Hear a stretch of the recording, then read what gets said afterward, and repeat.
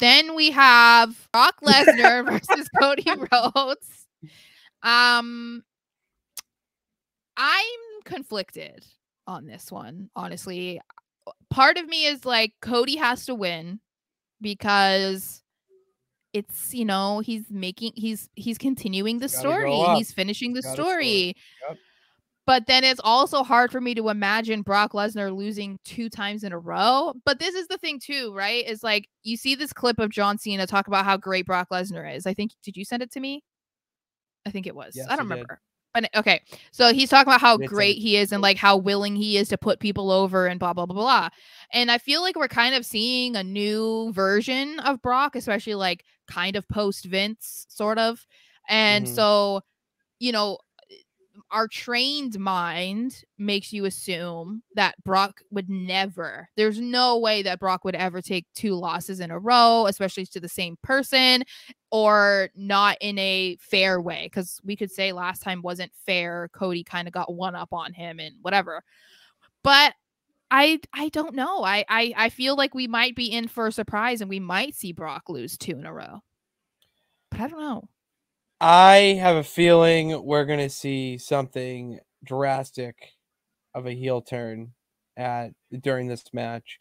I have a weird feeling like why after seeing that post-credit scene on Raw with Triple H and Cody Rhodes, the way that Triple H looked at him, and after reading and listening to different things about it, I just have a weird feeling that we're going to start seeing a Triple H authority figure face on television, which that's kind of where Cody's heading with who could he feud with next to keep the story going until he wins. And the only logical thought I have or reasoning behind it is that they're ushering a new era. Vince did it with the Attitude Era and how he made himself a character on a weekly television. This is the beginning of that with Triple H, and it gives Cody like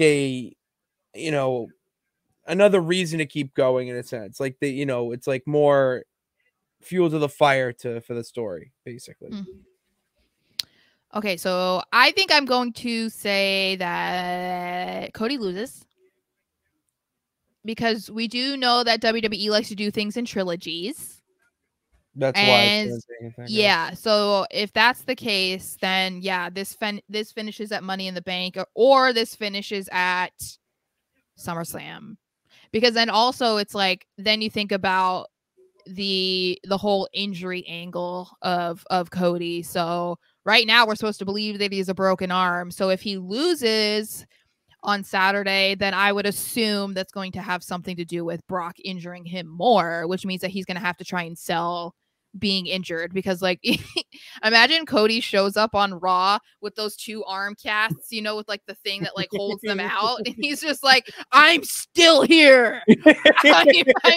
I'm ready to fight, like, can you imagine? Oh man, that would be hilarious. Yeah, so I would say, I would say Brock Lesnar wins, because also, even though he's been showing up more than he has in recent years or whatever, he's still not like on every single week. And so this would also, if Cody's supposed to be selling an injury, this also makes sure that Brock's not around, or doesn't have to be around every single week. So it's just the idea of it pushing out until SummerSlam just feels so late.